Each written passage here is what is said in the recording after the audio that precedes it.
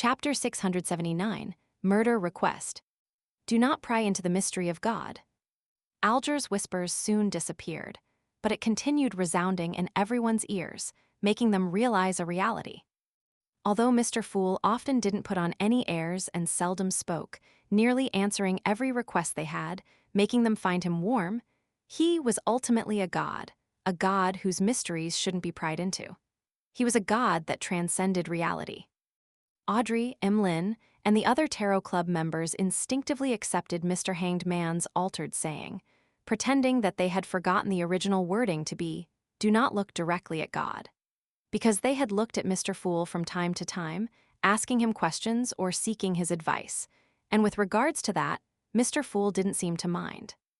Of course, we weren't looking at him directly due to the thick gray fog's obstruction. From Ma'am Hermit's outcome, Mr. Fool had done so for our own good. Audrey slowly exhaled. At this moment, the Fool Klein was thinking. Mr. Hanged Man is working very well in concert. I was prepared to control the world to say something similar to complete the final step of the punishment. He originally felt that getting the fake world to say something like, "Do not lie to God," or "Do not pry into the mystery of God," would make it somewhat embarrassing. In the future, if people were to learn that the so-called blessed or the so-called world was actually a smurf of the Fool, he would be too embarrassed to face anyone. But later, on second thought, the world had done similar deeds in the past, so he wasn't short of one more. Besides, all he needed to do was to not let anyone know, right? Having overcome his mental barrier, Klein had planned on acting according to his rehearsals, but to his surprise, reality went better than he had expected. The Hanged Man seemed to be shocked to the bone as a result of the hermit's punishment. As such, he helped him say the sentence, "Do not pry into the mystery of God," making the effects even more natural and perfect.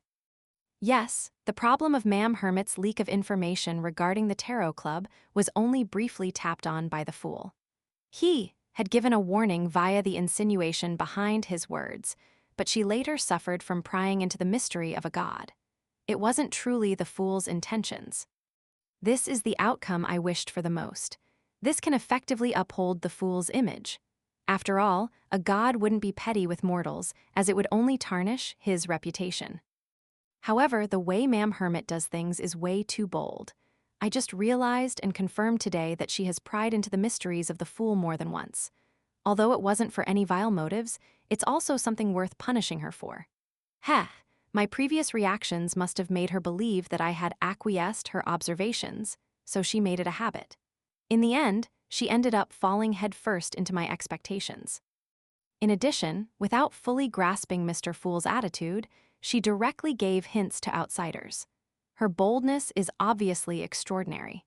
This means to show that she hasn't suffered enough in the past. Today's lesson should be enough to drill it into her for a very long period of time. Thinking back to her state in her dream, all of this seems pretty much the expected outcome. Sparing the rod spoils the child.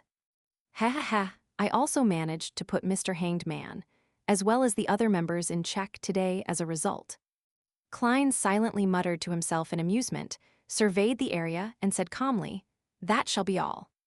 Upon hearing that, the hermit Catlia, whose spirit body had just recovered, felt relieved. She felt intense fatigue and joy surge through her body. All she wanted was a reclining chair for her to rest for a while. The first time is a warning, but the second time wouldn't be a nice outcome. This pirate admiral sighed silently, warning herself not to try her cheap tricks any further or believe that her hints could fool Mr. Fool. She was also not to attempt to pry into his secrets. The pain she received was in no way weaker than the torment of having knowledge injected into her by the hidden sage.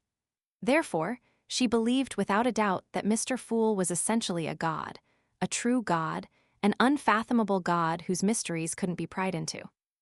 Thankfully, Her Majesty now knows where she can exchange the answers she has been desperately looking for all this while.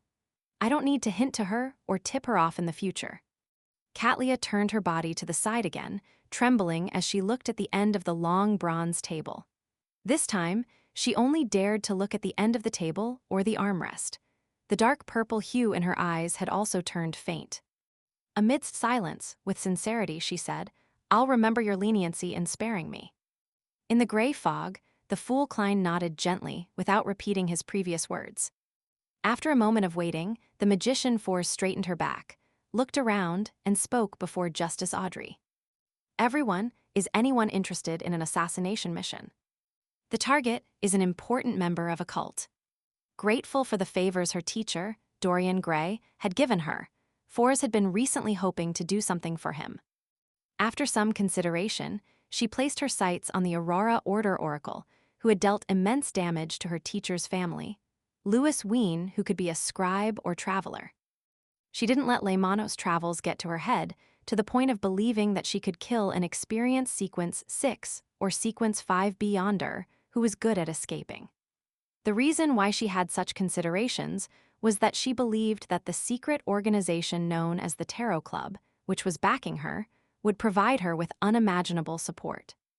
Ma'am Hermit and Mr. World both appear to have the means to fight Louis Ween. With any of them taking action, and with me using Laymanos' travels to help, it's not impossible for us to succeed. Force began formulating the most ideal situation. Of course, she knew that her current savings weren't enough to kill a powerful Beyonder like Louis Ween. After all, with her £830, she probably couldn't even buy a single hand of his. She knew very well that back then, Miss Audrey Hall had spent more than £10,000 to kill an Inti's ambassador, a Sequence 6 conspirer. The cost of assassinating Louis Ween, who was of a similar sequence or even higher, was obvious. Force planned on agreeing to a series of requests that the executor of the mission would have, helping the executor complete matters they found inconvenient to do themselves, in order to pay off the cost of the mission. She believed that after obtaining Laymanos' travels, she was equipped with the abilities to complete certain difficult tasks. After hearing Miss Magician's request, the hermit Catlia, the hanged man Alger, and Justice Audrey cast their gazes onto the world. They believed that this gentleman, one who had a unique penchant for hunting Beyonders, possessed the necessary strength. I'm not in Backland. However, I can't respond that way. Otherwise, it would expose the possibility that Mr. Fool only has 2 to 3 blessed to Mr. Hanged Man and Ma'am Hermit. Klein controlled the world, overcoming his emotions as he hoarsely laughed. Which cult? What's his sequence? What unique powers does he have? Mr. World is a little different from before. I can't explain it clearly, but it feels like he's suddenly in a better mood. Perhaps he has really encountered something worth being happy about. Audrey suddenly noticed the difference as she excitedly imagined what could have recently happened to Mr. World. Force happily replied, he's an oracle from the Aurora Order. He's in Backland, formerly a Sequence 6, but he might be a Sequence 5 now, but I can't be sure. He can record the Beyonder powers that others have used and can use them once. He's good at escaping any form of entrapment, and it's difficult to surround him. Perhaps he might be able to travel through the spirit world. The target is an oracle from the Aurora Order, a Sequence 6 or 5, with powers seemingly from the apprentice pathway. Indeed, Miss Magician doesn't appear as simple and ordinary as she seems. My original judgment was right. Catlia quickly returned to her usual state. She wasn't surprised that the magician would actually dare conspire against a particular gentleman from the Aurora Order. As for which oracle he was, she wasn't sure because the only ones she knew were Mr. Z and Ma'am D. Meanwhile, Klein also quickly evaluated the situation. An oracle from the Aurora Order, that makes it impossible for him to be innocent. Rather, he's a madman who destroys lives. Killing him doesn't make me feel guilty. It's not like I haven't offended the Aurora Order more than once or twice. Sequence 6 or 5, that's something I can handle. I've seen something that matches the trait of recording and releasing Beyonder powers as described by Miss Magician. Mr. A had used it before, but it might not really be it. To me, it doesn't matter if he's good at escaping and traveling through the spirit world. As long as I'm close to the oracle and successfully control his spirit body threads, there will be no way for him to run. It's hard to tell what will happen in a direct clash. I do have quite a solid chance of success if I sneak an attack in. Of course, succeeding at a sneak attack is a whole other matter. After some serious consideration, the world looked at the magician Force. I can consider taking on the job, but not anytime soon. It will, at the least, be 2 months later.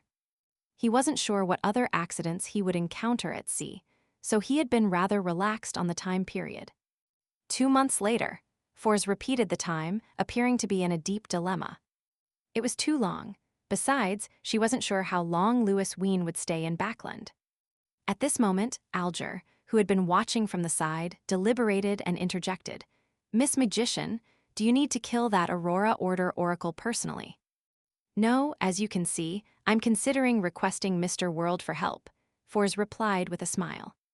Alger nodded as though in thought. "The premise of killing someone is to be able to find the Oracle. Can you find him?"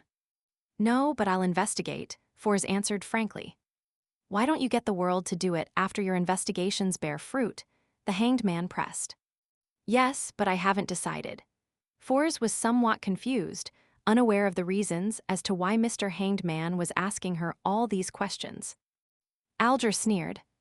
"If you can confirm the location of the Aurora Order Oracle's location, then why spend large amounts of money to hire someone to kill him? Wouldn't reporting him directly to the churches be enough? After the Great Smog, no church is willing to let go of any related clues." He wasn't trying to make the World lose any business. Instead, he had clearly read the dilemma inside her, believing that there was a higher possibility of her not going through with the request.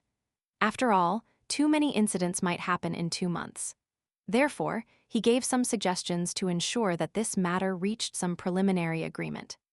"Report him to the churches. This sounds familiar."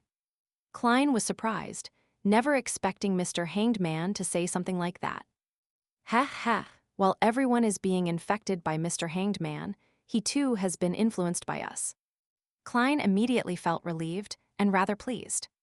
"Report," Fors was momentarily stunned. After a few seconds, she whispered, "That's possible." The Hanged Man smiled upon hearing that. "You can do it this way. First, investigate your target and seek out his whereabouts. If you obtain anything in 2 months, then you can hand the matter over to the church. If the matter exceeds 2 months, and when Mr. World is free, then he can provide you the help needed. What do you think of that?" Fors seriously considered it and said, "Okay. When the time comes, I'll discuss the price with Mr. World."